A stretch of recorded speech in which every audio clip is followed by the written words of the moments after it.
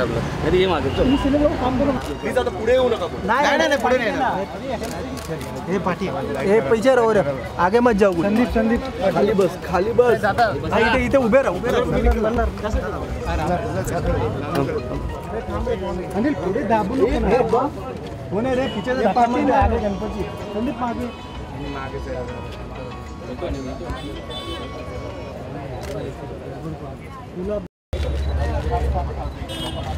बस. आता गर्दी सोडू नकोस. सगळ्यांना थांबा. सॉरी.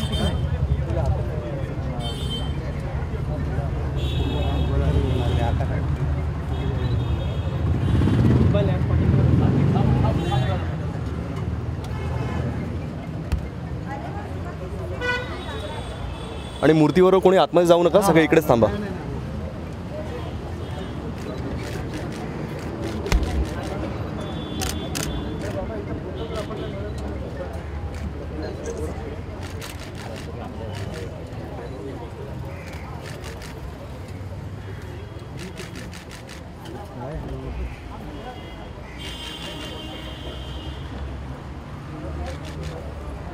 भाऊ इथे पाहा.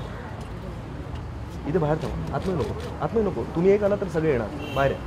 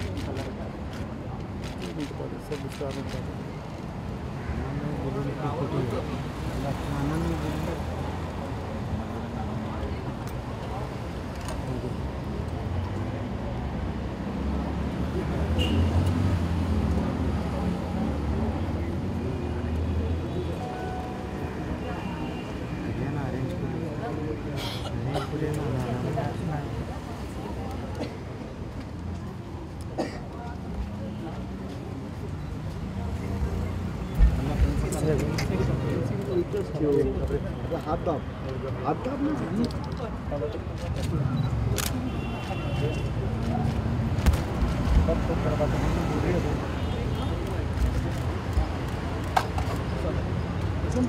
कैमरा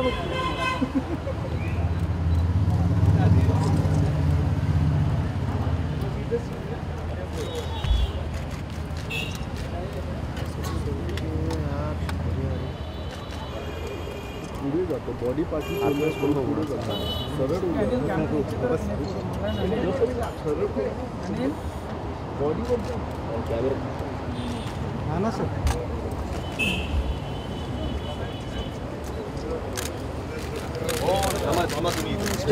पुढे जाऊ नका रे. त्याला पुढे जात आहे.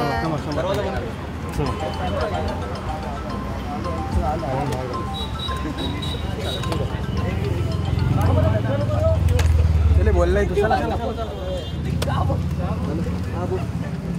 तेच एक फोटो दिला सांगितलं.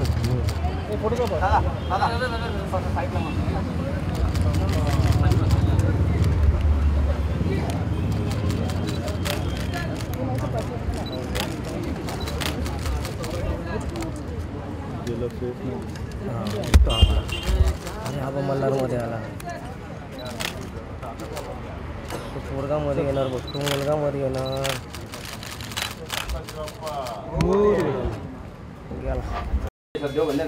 अनेन देशकालादि अनुसारता ध्यान आवाहनादि पूजनेन तेन श्री पार्थिव सिद्धिविनायक दामन महागणपति प्रियतां तत्सत् गजाननार्पणमस्तु.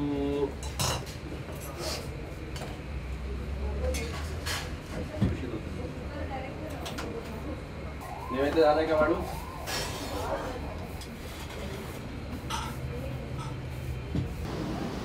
कि भाई बड़ा भाई गुजरने की वजह से ज़रा इस बार गणपति लाए ना लाए सोच रहे थे, लेकिन फिर इस बार नहीं लाएंगे तो अगली बार लाएंगे, तो लाना तो है ही।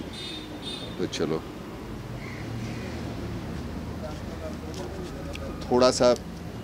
थोड़ी सी मायूसी तो होती है। जो बड़े भाई थे उनको मिस तो करते हैं, और वो तो होगा ही,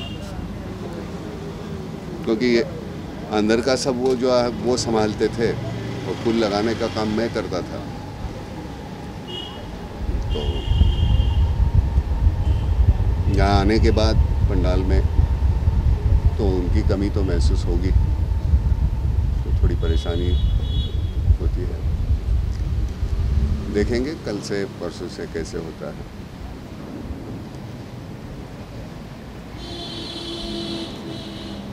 ये तो बड़ी धूमधाम से चलता है सब कुछ, शहनाई बजती है, ये है। लेकिन इस बार और काफ़ी एक मतलब सिर्फ बड़े भाई नहीं, एक दूसरे भाई समान। दूसरा हमारा एक दोस्त था, एक दिन ये गुजरे, दूसरे दिन वो गुजर गए।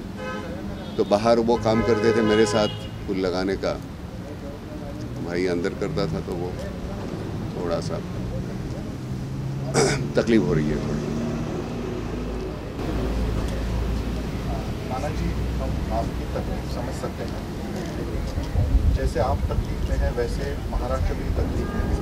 आपके नाम फाउंडेशन ने जो काम किया उसके बारे में आप कुछ बताना चाहेंगे? नाम फाउंडेशन का काम तो वो चलते रहेगा, वो कभी ख़त्म नहीं होने वाला है, क्योंकि जिस तरह की तकलीफ़ें हैं, कभी बारिश नहीं है, कभी ज़्यादा बारिश है, कभी बारिश है फिर एक बार बोने के बाद फिर ये नहीं आ रहा, दोबारा बारिश नहीं हो रही है, तो वो दोबारा करने की बोना पड़ता है, तो उसके लिए पैसे नहीं है। तो तकलीफें तो है, वो तो काम तो करते रहना पड़ेगा। इस बार गणेश से क्या मांग करेंगे? हाँ, हम कभी किसी से मांगते नहीं है, अपने को जितना हो सके उतना हम करेंगे। मांगना मत, एक बार तुमको इंसान का जन्म दिया है, बहुत हो गया, उसको परेशान मत करो बार बार कुछ मांग के। तुम जो कुछ कर सकते हो वो करो ना, मांगते रहोगे तो कैसे रह चलेगा, है ना। ये हमारी जो आदत है सिर्फ मांगते रहने की, हमें ताकत है बहुत कुछ देने की, हम देने की सोचते ही नहीं, मांगते रहते। तो क्यों मांगे भाई, अपने बलबूते पे बहुत कुछ कर सकते हैं, वो करते रहेंगे। अभी पूरे महाराष्ट्र में आंदोलन चल रहे हैं, जगह जगह पे बहुत बड़ी रैलीज हो रही है और लोगों का उसको बहुत प्रतिसाद भी मिल रहा है, लाखों लोग आ रहे हैं, मराठा आ रहे हैं। आपको लगता है कि ये जो रैलीज है लोगों के मन में बहुत एक एंगर है, जो मुंबई में भी जो हुआ था? भाई देखो, मैं जिसके ऊपर अन्याय होता है उसकी कोई जात नहीं होती, अन्याय करने वाला है उसकी कोई जात नहीं है। मैंने कभी जात धर्म माना नहीं है, लेकिन जो भी कोई गुनाहगार है उनको कड़ी से कड़ी सज़ा होनी चाहिए, वो कोई जात धर्म के हो, वो होनी चाहिए, और जितने जल्दी हो सके। नहीं तो क्या होता है, सालों साल गुजरते रहते हैं, उनको कोई सज़ा नहीं होती, गुजर जाते हैं। जिनके ऊपर अन्याय हुआ वो बेचारे राह देखते रहते हैं कि कब होगा, आज होगा, कल होगा, परसों होगा। तो मुझे लगता है कि ऐसे केसेस हैं, उनका हल जल्दी होना चाहिए, जितना जल्दी हो सके उतना निर्णय होना चाहिए। रही बात रैली की, मैं नहीं जानता, असंतोष तो होगा, जिस तरह से होता है वो मराठा है, दलित है, ब्राह्मण है, किसी पर भी जो अन्याय है तो अन्याय है। वो तो ऐसे थोड़ी है कि नहीं इसके ऊपर ज़्यादा, इसके ऊपर कम, ऐसा हम नहीं सोच सकते।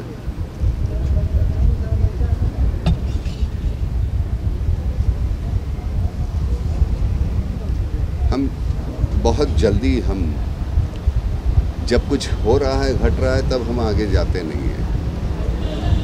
हमारी जिम्मेदारी बनती है जब हमारे सामने कुछ घटता है तो हमको आगे जाना चाहिए, लेकिन उस वक्त हम कुछ करते नहीं।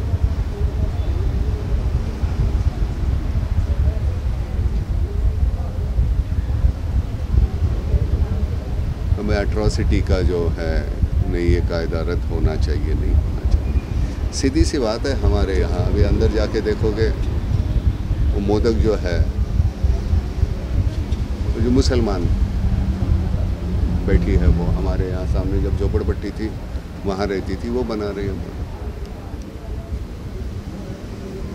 कौन से धर्म का है, जात का है, मैं नहीं जानता। और ना तो आज तक आपने मुझे कभी मेरी जात नहीं पूछी, मैं कौन हूँ, और ना तो मैं बताना चाहूँगा।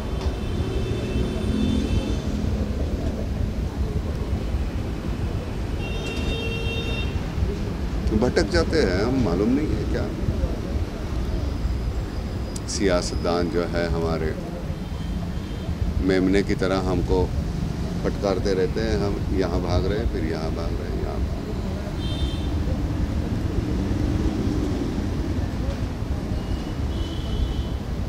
अन्याय जात पर या इसके पर नहीं है, वो व्यक्ति पर हुआ है, उसके बारे में कोई नहीं बोल रहा, उनको घर वालों के बारे में कोई नहीं बोल रहा। पुलिस पर जो अन्याय हो रहा है उनके बारे में कोई नहीं बोल रहा। बदतमीजी इतनी बढ़ने लगी है,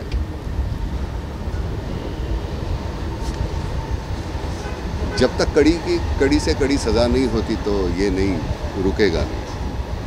डर लगना चाहिए हमारे कानून का, वो होता ही नहीं।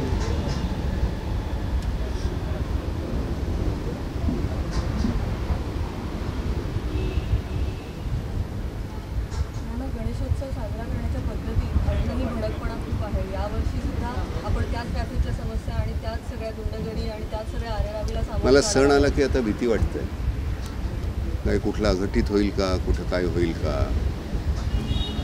सणाला किती आनंदी छान असावं, म्हणजे आता इतकं वाईट काहीतरी घडलेलं असताना सुद्धा आपण आणूया गणपती, त्यानिमित्तानं सगळे भेटतील, आपण बोलू, सुखदुःख आपले एकमेकांची वाटायची असतात। माहिती नसतं वर्षभरात कोणाच्या घरामध्ये काय झालेलं आहे। सणाचं सण पण कुठेतरी हरवत चाललेलं आहे, त्याला काय करणार आपण। तुम्ही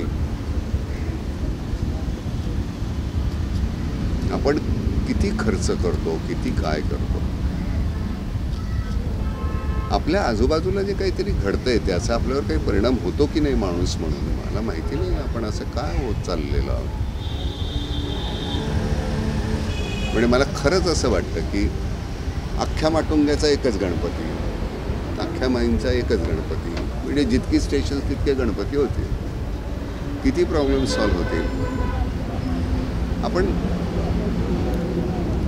सार्वजनिक इतके गणपती, मग नमस्कार तर काय, मी गणपती नाही आणला आणि तरी नुसता नमस्कार केला तरी तो पोचतो, मला ते मी इथून करतोय का मनापासून।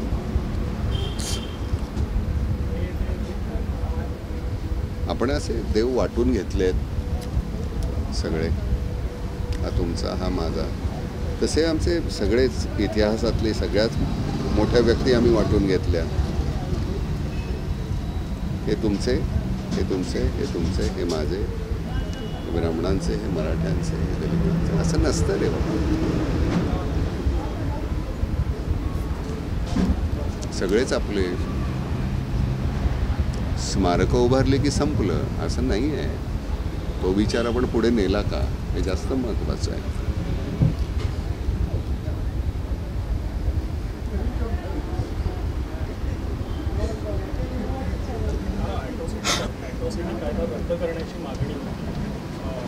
मुळामध्ये माझ्या मनामध्येच, मी तुला आता कुठल्या जातीवर ना,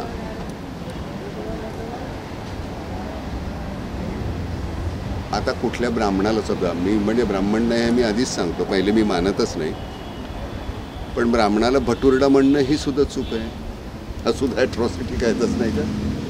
कोणालाही कुठल्या ह्याच्याप्रमाणे, मी माझ्या व्यवसायाप्रमाणे आमचे जाती ठरल्या, मी जे काम करत होतो, पण अनुल्लेखानं कोणाचाही अतिशय गलिच्छ पद्धतीनं उल्लेख करणं ही चुकीचीच आहे। त्याला कायदा का लागतो?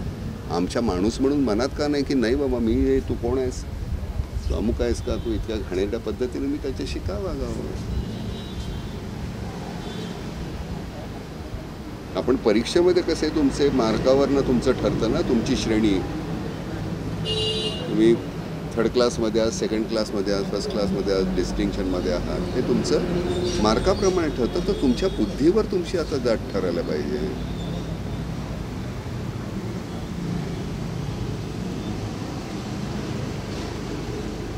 आपल्याकडे काय बरं, कायदे करून, कित्येक कायदे असे की ते करून सुद्धा त्याचा काही उपयोगच नाही आहे। त्यामुळे ते कायदा रद्द करणं काय आणि असणं काय, आणि काय काय होतं आहे, आम्हाला जे करायचं ते करतोच. आम्ही एकटा दुकटा पोलिसावर कशीही गाडी चालवतो. आता काल मी गाडी चालवत जात असताना अंधेरीला ज्या पद्धतीनं काही मुलं त्या मोटरसायकल ज्या चालवत होते, म्हणजे तुम्ही तर मरणारच, त्याच्याबरोबर तुम्हाला अजून कोणीतरी मरेल.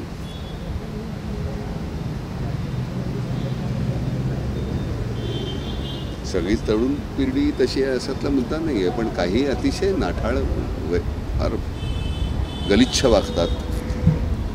आणि शिक्षण हे एकमेव गोष्ट आहे की जोपर्यंत तुम्ही ते घेत नाही आहे, सगळी मंडळी जी अशिक्षित आहेत मेनस्ट्रीममध्ये यायला पाहिजे सगळ्यांनी, त्याच्याशिवाय नाही आपल्याकडे काय होणार. जोपर्यंत मुख्य प्रवाहामध्ये सगळे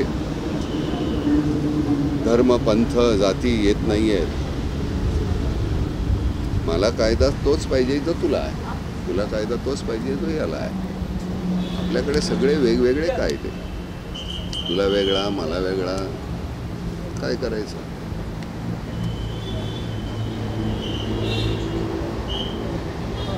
विसंगती खूप झालेली आहे आपल्या ह्याच्यामध्ये. काय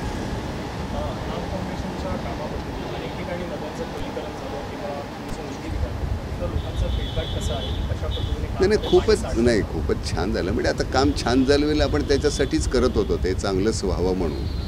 त्यातून जे पाणी तिथे झिरपलेलं आणि त्या आता किती दिवस चालेल, वर्ष चालेल, 1.5 वर्ष चालेल, 2 वर्ष चालेल, विहिरींना पाणी लागलं, पण तीच उद्दिष्ट आहेत, त्यामुळे ती करत राहायची. सगळ्यात महत्त्वाचं नामच्या याच्या माध्यमातून आपल्याला शिक्षणासाठी ही जी मुलं आहेत, कारण ज्या फीज आहेत तुमच्या वर्षाच्या, त्या मुलांना नाही परवडत. एक तर राहण्याचा खर्च, खाण्याचा खर्च, पुस्तकांचा खर्च, कॉलेजचा खर्च, याच्यातून अतिशय हुशार असलेली गरीब वर्गातली मुलं, मी खालच्या वर्गातली नाही म्हणत, मी गरीब जे आहेत, सांपत्तिकदृष्ट्या जे कमी आहेत, मग ते सगळ्या समाजातली आणि धर्मातली, त्यांच्या शिक्षणाची आणि आजारपण हे सगळ्यात महत्त्वाचं आहे. औषधं इतकी महाग आहेत आणि आपण ब्रँडेड सगळी औषधं आपण घेत राहतो, तर त्या ब्रँडेड ह्याची खरी तर ती किंमत त्याची 2 पैसे असते, पण ते विकताना ते 20 रुपयाला विकतात.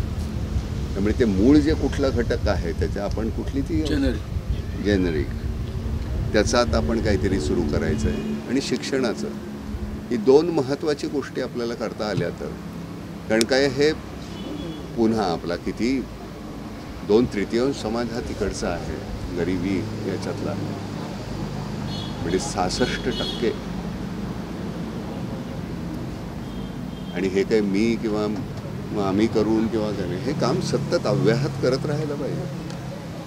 त्यांना सगळ्यांना त्या 33% जो तुमचा आहे, जो ठीक वर्ग आहे, त्याच्यामध्ये त्याचा 43 कसा होईल, मग 73 कसा होईल, जास्तीत जास्त. आणि आपले काही मंडळी बघतो आपण नेते इतके आश्लाद्य आहेत, यावेळी निदान खूपसे बरे पण आहेत, पण काही इतके नाठाळ आणि इतके विचित्र, कुठल्या वर्गाचं काय प्रतिनिधित्व करतात, काय बोलतात, गलिच्छपणा आहे. बरं, त्यांची नावं घेऊन बोलता येत नाही. कधी कधी असं वाटतं की कसं काय हे नेते होतात. फक्त कायदे करून आणि ते बदलून किंवा पुन्हा रद्द करून काही होणार नाही. माणसं म्हणून आपण जर का आपल्याला स्वतःला कुठेतरी अजून सुधारू शकत असू तर, आणि कडक धोरणं पाहिजेत. फार मवाळ असून चालणार नाही. म्हणजे तुम्ही आम्ही सुद्धा नुसतं मवाळ ढवून नाही असं नाही. म्हणजे वेळ आली तर मनगट किंवा गचंडी धरण्याची ताकद पाहिजे आपल्यामध्ये. सारखं कोणतरी तो करेल म्हणून त्याची वाट बघायची तसं नाही. तुम्ही कधी सुरू करणार आहात. नुसतंच आपण पाहिल्यानंतर किंवा नुसतं मोर्चे काढायच्या नंतर ते घडत असताना तुम्ही काय करता, त्यावेळी तुम्ही भूमिका काय घेता, ही महत्त्वाची गोष्ट आहे. त्याच्या हातात चाकू होता, त्याच्या हातात गन होती, त्याच्या हातात अमुक होतं, पण तो किती होता. रिव्हॉल्वरमध्ये किती गोळ्या होत्या? 6. तुम्ही किती होतात? 1000. पण तुम्हाला त्या 6 गोळ्यांनी तुम्हाला थांबून ठेवलं आम्ही. म्हणजे हे बोलत असताना तुम्ही म्हणाल की मग तू काय केलंस नाना, पण माझ्यासमोर असा खरंच असा कुठला जर प्रकार घडत असेल तर मला नाही पुढे जायला भीती वाटणार किंवा आपलं काय होईल असा मी नाही विचार करणार आणि तो करूही नाही. तर काहीतरी होईल, कारण हे नवीन आता मुलांची ही किंवा तिथे असलेला कोणीही, म्हणजे मी मला वृद्धामध्ये नाही गणत, कारण मला कधीच म्हातारा होणं नाही आवडणार. एक थोडासा लल येतो, तुम्ही एखाद्या गोष्टी घडत असतात तुमच्या बाजूला, थोडंसं नैराश्य असतं, पण तरीसुद्धा पुन्हा तिथून उठायचं. सारखं कोणीतरी करेल, सरकार करेल, शेजारी माझा आहे तो करेल, हा करेल, तो करेल, तो करेल, याची वाट बघत बसतो. आजपर्यंत मी पक्ष कुठला घेतला नाही, कुठल्या राजकारणात गेलो नाही, कुठल्या पक्षाची मिराजदारी घेतली नाही. त्याचं कारण तेवढंच आहे, त्या पक्षाची कन्सिस्टन्सी कशी असेल, सातत्यानं ते किती चांगलं करतात. कदाचित एखादी 2 माणसं चुकीची येतात त्या पक्षामध्ये आणि ते पक्षाची सगळी प्रतिमा ढासळायला ती मदत करतात आणि सगळा पक्ष मग असं वाटतं की अरे बापरे, हे काय घाण झालं. असा सगळा प्रकार आहे आपल्याकडे. एक, तुम्ही सगळ्यांनी इथे कॅमेरे घेऊन इथं बसलेले आहात, तुम्हाला सगळ्यांना एक नुसतं रिपोर्टिंग करू नका.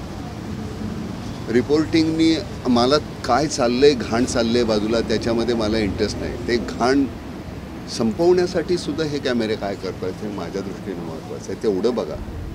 दरवर्षी तुम्ही इथे येता, चॅनलवर हे दाखवलं तुम्ही, मग नंतर तो विषय संपला असं नाही. ही कॅमेरा म्हणजे एक मोठी तलवार वाटली पाहिजे, त्याची भीती वाटली पाहिजे. ते कसं तुम्ही करताय? ब्रेकिंग न्यूज नुसती आणि माझ्या ह्याच्यावर पहिल्यांदाच बघताय आणि तुमच्या ह्याच्यावर दुसऱ्यांदा तशिळी झालेली बातमी, असं नको. कुठेतरी तुमच्यामध्ये जसं कायम आपण पुढच्या वर्गात जात असतो तसं वर्षानुवर्ष जसं ते तुम्ही गेल्याही वर्षी आलीस, 10 वर्षापूर्वीही आलीस, आज तुझ्या दृष्टिकोनामध्ये फरक झालेला पाहिजे. वार्ताहर नुसतं नाही राहायचं, नुसतं रिपोर्टर नाही, पत्रकार व्हा तुम्ही. तुम्हाला आतमध्ये तुमची एक भूमिका असायला पाहिजे. मग त्याच्याबद्दल मग सोसावं लागतं, मग ते सोसण्याची तयारी ठेवायची. जर ते ठेवणार असाल तर मग, नाहीतर काय होतं, कोणीही येतं. पत्रकारिता ही इतकी साधी आणि सबंग नाही आहे. फार महत्त्वाचा विषय आहे हा. तुमच्यामुळे सगळे सजग होत असतात, पण नुसतं डॉक्युमेंटेशन किंवा नुसतंच दाखवणं त्याच्या पलीकडचा एखादा प्रश्न तुम्ही मला कुठलाही, मला अडचणीत मी येत नाही, मला देता नाही आलं उत्तर तर मी नाही देणार, पण मला असं वाटतं की तुम्ही आतमध्ये तुम्हाला प्रश्न पडले पाहिजे. गणपतीकडे काय मागितलं हा प्रश्न हा इतका विचित्र आहे तुझा, इतका ढोबळ आहे, तसले प्रश्न नाही विचारायचे, काहीतरी वेगळे प्रश्न विचारायला पाहिजे. मीही नोकरी करतो, मी ज्यावेळी नाटका सिनेमात काम करतो, पण ते सतत तुम्हाला मी काहीतरी नवीन देऊ शकतो का ही माझी जबाबदारी आहे. पैसे मला तेवढेच मिळतील, कदाचित चांगलं केलं तर जास्त मिळतील, नाही केलं तर कमी मिळतील, पण तो ध्यास असायला पाहिजे. त्यामुळे हा पत्रकारिता हा तुमचा जो आहे तो ध्यास व्हायला पाहिजे. नुसतं रिपोर्टिंग, नुसतंच हे करणं हे नाही चालणार. आणि मीही तुमच्याकडनं अपेक्षा ठेवण्यात काही गैर नाही, तुम्ही माझे आहात, मला हे तुम्हाला सांगायलाच पाहिजे. नाना तुझं हे चुकलं हे सांगण्याची ताकद पाहिजे, पण मग नाना कुठे चुकलं याच्यासाठी त्याचा मागोवा घेतलाच पाहिजे आपल्याला. पण नाना हा मी उगाच प्रातिनिधिक म्हटलं, पण मग कोणीही, मग तो राजकारणी असेल, खेळाडू असेल, कोणीही असेल, आपल्याला कळतं की आता वर्षानुवर्ष इतके खड्डे पडत आहेत, काय केलं आपण?